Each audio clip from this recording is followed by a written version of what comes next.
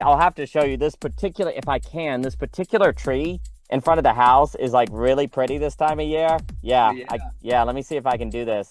I used to work as a photographer, so can I angle it right? Yeah, something like that. You know, one of the things that's so interesting about Illich is this distinction between conviviality and manipulation, where what is the difference between a technology that helps us be better friends and a technology that manipulates us, like in an attentionless dynamic or something like that. And of course, nobody uses a technology planning to be manipulated by it, but that's of course exactly what a manipulated person thinks, right? Like so much of life is precisely a problem because if you knew you were doing the thing that was bad, you wouldn't be doing it. And that's why you're doing it. And so there's something about technology, like if we talk about just like, no one apparently is addicted to their cell phones, right? You know, addiction to cell phone is what other people do. I have the right balance, you know, like everyone else is addicted to social media, but not me.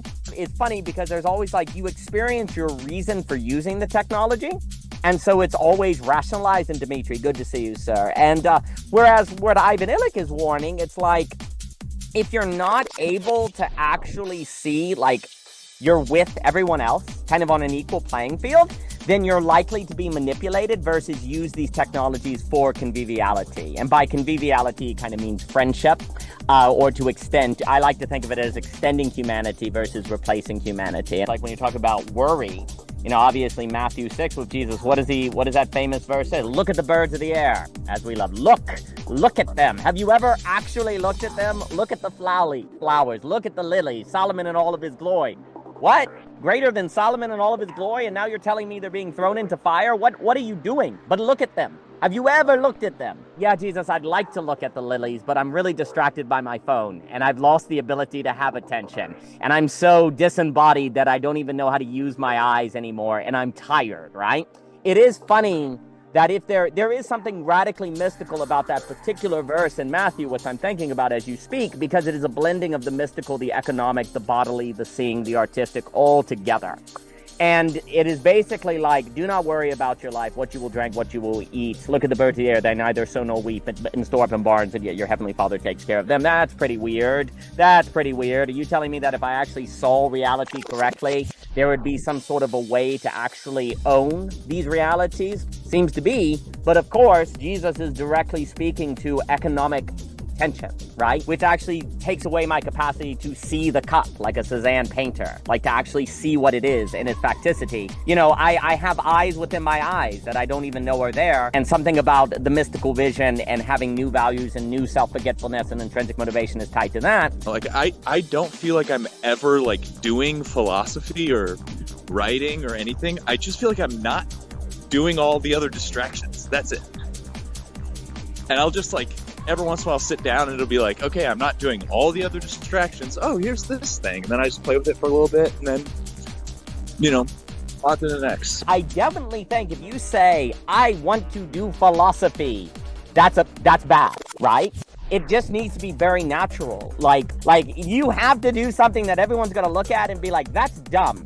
You have no option. If you want to have conviviality versus manipulation or lose your humanity, you have no choice but to do something that's going to look silly to others, because otherwise you're in the cultural logic that's leading to all of these different problems and different things. And I would call that the non-zero sumness necessary for overcoming Nash equilibrium or game theory dynamic problems. That is the logic of capital and all this other stuff, right? Like on this idea of what we should be spending our time doing. Like again, look at the birds of the air. It's incredible how hard it is to look. Like Seth was making the example of when you hold your thumbs like this and you switch, it blew my mind. Like just little things that you do with your body and you realize you've never been in your body before. Like we could spend like a few months actually learning our body, and that may actually be a radical impact on how we use our time and spend our money, because then we might not be consuming to avoid the feeling that we're not at home in our body, right? So there might be a bunch of little things like that. I actually think there's a lot of things like body, speaking, seeing, If you did those, then you'll actually find yourself doing philosophy because you'll be freed up. Like your energy will be freed up and you'll actually be able to follow a conversation to a philosophical place without intending it to. I think there's a lot of emotional barriers. I think there's a lot of mental barriers that actually, if you freed up, lead us to just doing it. As opposed, like if you're like, hey, how do we increase everyone's like consciousness or whatever to make them more philosophical, but you're not doing the work of like freeing up their blockage or the fact that they have trauma with their family, then it's probably going to be not the correct kind of philosophy. It's actually going to be the glass bead game to get status, to feel better against all of those traumas subconsciously. But if you work on those blockage, that kind of non-zero overflow of humanity starts to come out. But of course, the problem is the following. A lot of those stuff to deal with traumas or whatever are actually through means that everyone thinks are stupid. Because if not, everyone would have already done them and everyone would be out of their traumas, right? So that's also the problem, is that like you have to do something that everyone's going to look at and be like, that's dumb. Basically, philosophy, we've talked about it before, self-defense. Also, you are going to absorb values. You know, Rand talked about philosophy as secondhand smoke. You are going to absorb some worldview, whether you mean to or not. And if you don't have philosophy, you have very little chance of defending yourself from that. Likewise, the other issue is it is economic because you are probably always already situated in an idea of a good use of time, what's practical, what's making the most of your potential. And if you never question that, which how could you without philosophy, other than doing it within the options presented to you by the zeitgeist, which is not really alternative, it's just or horizontal choice with that, then your course is set. Also, too, how are you going to not keep up with the Joneses if you don't have something like philosophy to actually give you the capacity to question when you should do what the Joneses are doing and when you shouldn't do what the Joneses are doing? Wouldn't it be lovely if you could just say anything the Joneses do, I'm not going to do? But life is not so easy. I think also we're confused about philosophy because we don't have a metaphysics of an idea that things are kind of moving, that there's a kind of movement, a kind of life to everything. And because if you think that, then philosophy as getting yourself out of your own way becomes really important.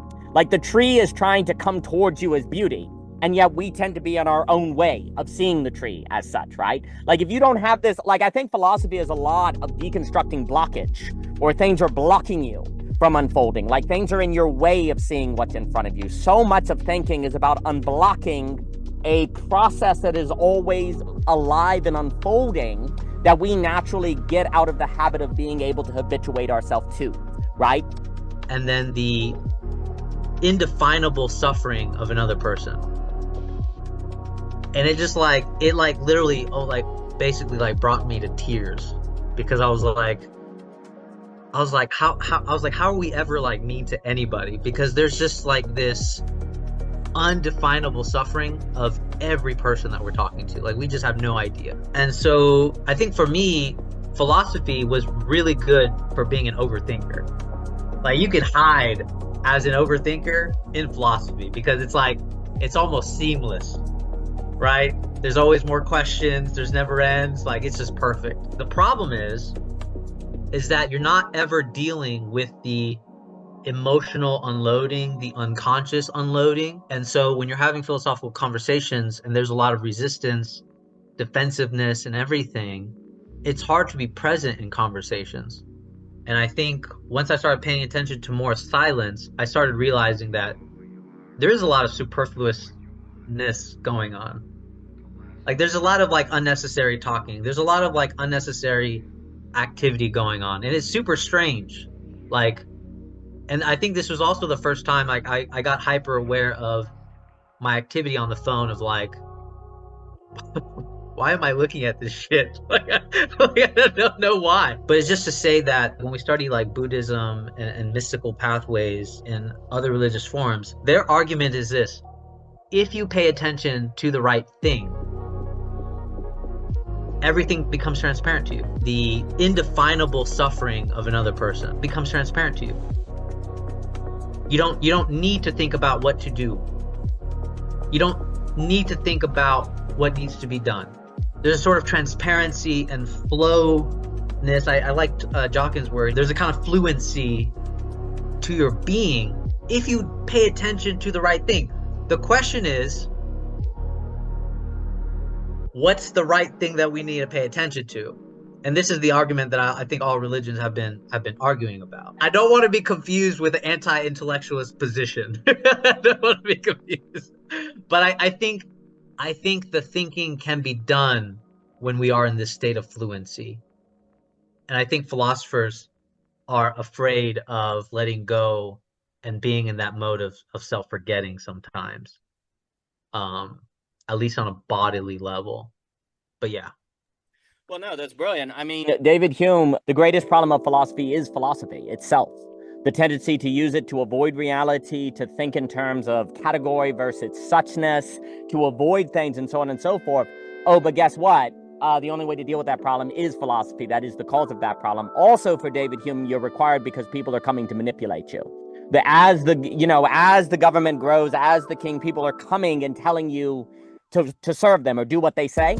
And they'll have really good arguments. And if you don't have mental self-defense, you'll be manipulated, right? Also, you are in your own way of participating in that flow, right? It's like there's this like, when's writing too much versus reading too much? I think part of the problem is we try to solve it just using our brain when we need our whole body to think, actually, because there's always this bifurcating problem of overfitting, underfitting. When if you think because if you think about it, in thought, you could never resolve that tension.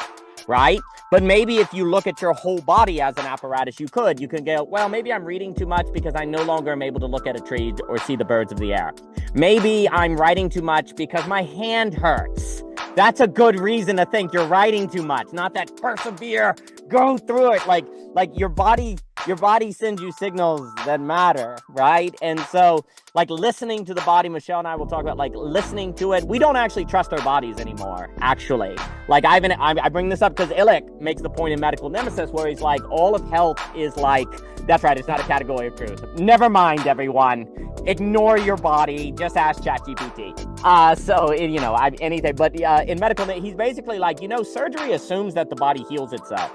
Like, it would never work if you didn't assume the body could heal itself, right? Like, all of medicine assumes the body can heal itself. Otherwise, it doesn't really work, right? Well, there's a way in which the parts where thought is damaged in a way, or where thought cannot complete itself. Maybe that's where you need to assume that the body can heal itself, that there's something that needs to be healed in the whole apparatus that has been missed. And I think the best philosopher, well, certainly the Scottish Enlightenment, the counter-enlightenments were like, yeah, philosophy leads to what Hume called philosophical melancholia, unless you refer back to common life, refer back to suchness, refer back to something concrete. Otherwise, you'll go mad. And we did. That's just the spread of philosophical consciousness, Peter Berger and all that. You kind of have to double down and lean into it. Like, we have to actually get to the point where we write, where our fingers hurt, and we have to stop.